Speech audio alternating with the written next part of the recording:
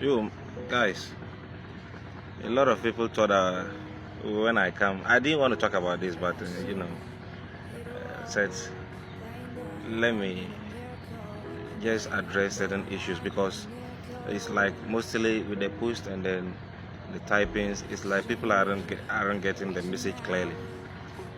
Majority leader, majority leader left buttocks bar. Listen, I'm not coming to cry or lament over certain things that have happened. Listen, what happened was just a slip of it was just a stumble. That doesn't mean Barcelona is whack or something. If you observed or if you've been following Barcelona for some time now, you realize that the kind of football that Barcelona is playing right now is an improvement on the football that we've played for some few years back.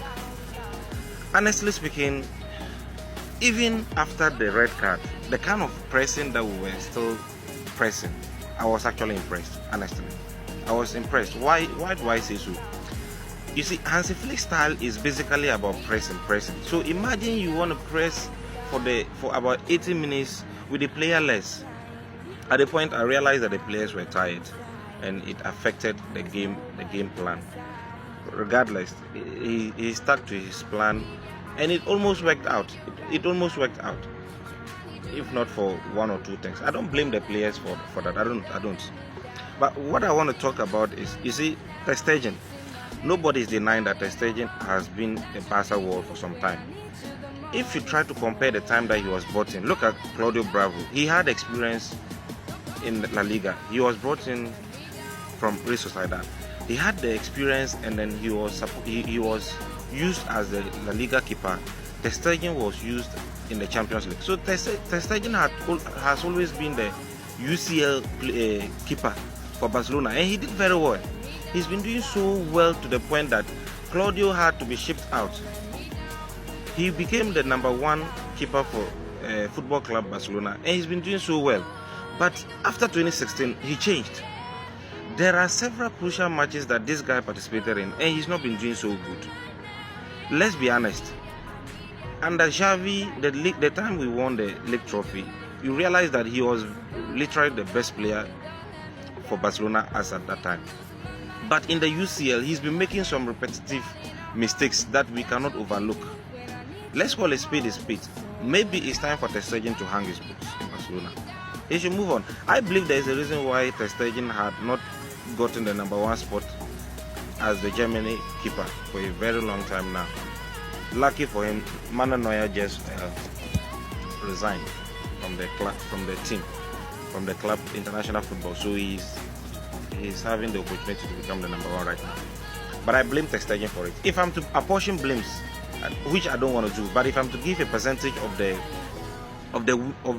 blame, I'll give Ter Stegen about 95% blame and give Eric Garcia 5%. Ter Stegen, you are the goalkeeper. For crying out loud, you've been in the club for about 10 good years. You are experienced, and you at the back, you see everything. I understand Eric Garcia called for the ball. He made a move for the ball, but you kept delaying. You delayed without releasing the ball. You had a lot of passing options. Up wide, you had the fullbacks. Balde was there. Inigo Martinez was there. Eric Garcia realized that you were delaying with the ball. Maybe he wasn't the best option you wanted. So he decided to withdraw, or to give you much more space to do something. The moment he started withdrawing, then you release the pass to him. What did you expect him to do? This is Eric Garcia, for crying out loud. He's a number 4, number 5. He was only brought in there because of the absences we have.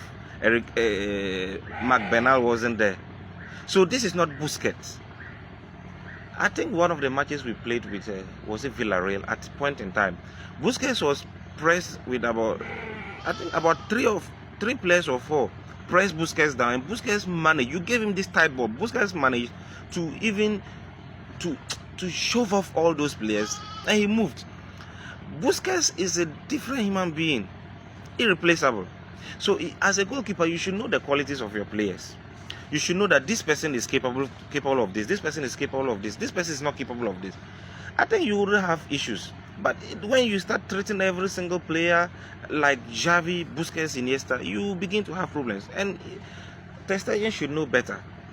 I least expect him to make this kind of mistakes.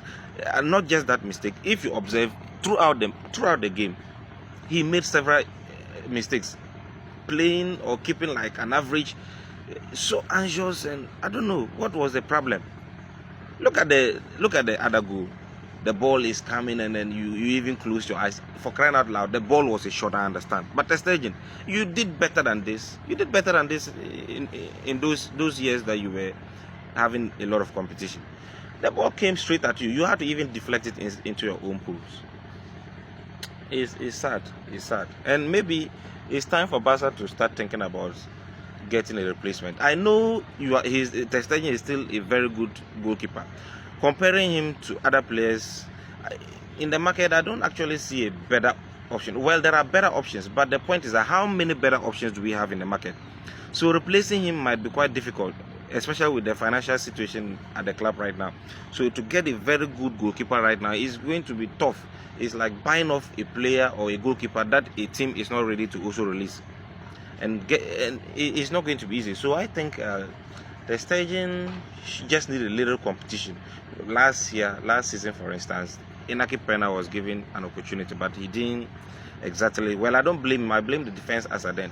He wasn't impressive, just to say. So maybe once a good replacement, or maybe once a good or a decent goalkeeper is gotten, he would at least wake Ter Stegen up. Once he realizes that either he's going to be benched or shipped off, I think he will wake up, because I still believe Ter Stegen is in there.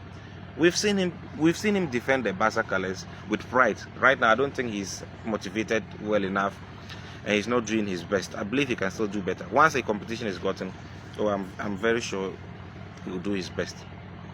And those of you thinking that Barca is over, so we still have about 7 games to go. 7 games, and I don't look. It's not a matter of qualifying for me. I still strongly believe that top 8 is realistic for Barcelona. We can make the top 8. Why not? Top 8 is not anything that is going to be something far-fetched. We are going to, as for the playoffs, forget. Once we participate in the playoffs, we are going to play much more games, which is going to be hectic for us. We are those with a lot of injuries. It's not helping us. A lot of games will not help us. So we will try our possible best to be in the top 8.